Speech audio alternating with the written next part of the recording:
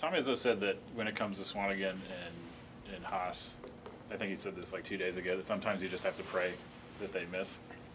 I mean, what do you do with those when you've got two guys like that that are so versatile and just bigger than everyone? You know, I look back at certain games like the Villanova game, and you know, you go back when teams played small and who's beat them. You know, I can't get too caught up in what Purdue does and their two twin towers. I have to get caught up in what we do well and what we can do to guard them. And you know, Haas is only playing 20 minutes a game, so it's half the game. So you're talking about half the game. So we got to focus on the 40 minutes of what we can do, what we can control, and how we can try to, you know, speed them up or make them uncomfortable or get them out of rhythm, get them out of their comfort zone, move them a little bit further outside. I mean, he's having a year I haven't seen since my time here. I mean, he is that cut above right now, playing that well.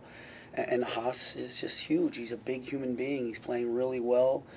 He's doing the little things. But they have 5 guys. They're playing 8, and they're all playing really well and really good basketball. So my focus these last few days have been how can we get better, look at Nebraska, which I didn't want to, and learn from that game of where do we go wrong? We stopped making shots. We scored 37 points. They scored 45. They made a half-court shot. Everything was going against us. But how can we respond to that the next time? The first 4 minutes, we cut it back down to 5. We had some really good shots. We didn't get it done. Our defense we left it here in State College or in Champaign. It didn't come with us to Lincoln. So we had to go back to habits and getting better and focusing on what makes us great. And what makes us great is when we hold teams under 70. With that defense, was it communication in your eyes or just lazy stances? What was the biggest driver behind that defense you could drop it off? You know, I just think missing shots affected us a little bit, and I also thought we just tried to outscore them. We played really well against Illinois for good stretches, but we also didn't play the greatest of defense. They had some good looks that they normally make, and they didn't make it home. So, you know, when Peyton goes for 24, Lamar, plays great, Tony plays great, but I don't think defensively we played great. So I thought Maryland, if we had the defensive team that played Maryland, we might be in a different situation. But you can't look back now. We just have to watch the film, see what we did well, and continue to work on habits. Was the week off a good time or a bad time? I thought it was great timing, really great timing. I thought our younger guys were dragging a little bit, especially in that second half on the road. We looked a little tired. We had some wobbly legs or weak legs, whatever you want to call it, and I thought it came at a great time. So we had a really good schedule this week. We gave them a couple days off, short practice Friday. I let them run a practice Saturday. You're always trying to work on your culture. You're always trying to work on leadership. I still want these guys to emerge as even better leaders. So you're always working on that culture and leadership aspect of things. Yesterday was one of our better practices in the last couple months. So hopefully we come back with that same approach today. Speaking of Thon, how exciting was it to be able to kick off the pep rally and co-host with PJ? I haven't done it in a while, and I was really fortunate that we did get this week off and we had our bye week, so I could be a part of it again, and it was awesome. I had the best night. I had daddy-daughter dance, which was just incredible. I know you know those days, Mark, but it was just awesome. And then I went right from there to Thon. PJ prepped me for about 15 minutes, so I did the best I could. Hopefully I did all right. And just to see 16,000 strong out there dancing, just amazing. The energy, the enthusiasm, and then the athletes all got out there and gave it their best. I mean, they went after it. I felt like each group did a really good job and prepared for it. So, what this place does and what Thon does, that's what Penn Staters are all about. I'm proud to be a Penn Stater because of Thon. What did you think of the guys' dance? I thought it was innovative. I thought it was creative. I watched them practice. I wasn't like a bystander. I went into the gym and watched. Gave Peyton a couple pointers on what I thought. But other than that, I thought they did a really good job. I saw somewhere that they got an A. So, let's hope we get an A tomorrow too. That'd be nice. You mentioned after the first Purdue game kind of what Mike could learn from going against Swanigan. What do you think he can kind of take away from seeing him twice in a season?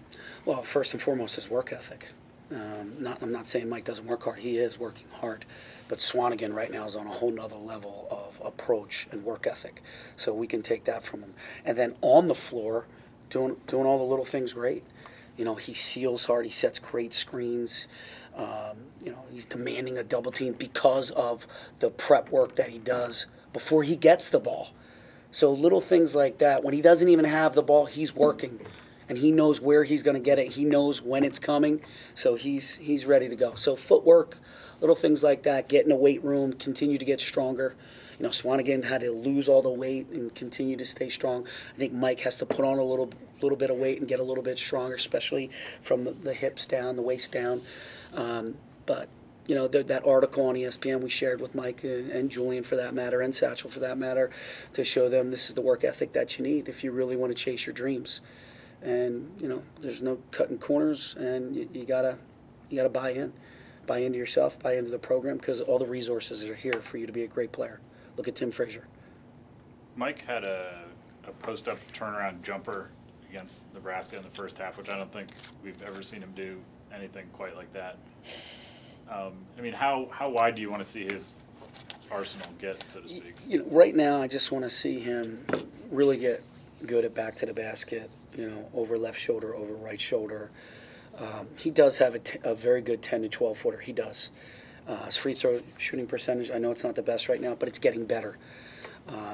So, you know, he can extend out a little bit, but right now we need him to do, we need in the paint points, you know, to open up the floor a little bit for Shep, for Peyton, and for Tony.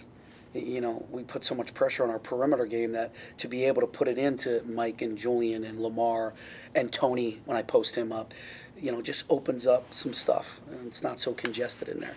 So Mike could, you know, do simple great, like I was just saying, footwork and seals and post positioning. I think that's just going to help, not only help him, but it's going to help the team. I know we talked about experience, but how much of developing this consistency is working on the mental aspects of it? Yeah, I think that's the most grueling right now, and I'm glad, again, we have this bye week. I thought mentally, you know, these guys were, you know, wearing down a little bit. You know, 2 games, short prep time, right into another game, 3-hour flight. It's like, whoa, you know, these freshmen have never been through this before. And so it's all new to them. So I thought, again, good time, getting a couple days off, getting refreshed. And then, you know, I brought him to my house for dinner on Friday. It's not about basketball. It's about culture, and it's about us, and it's about continuing to move in this great direction that we're headed in.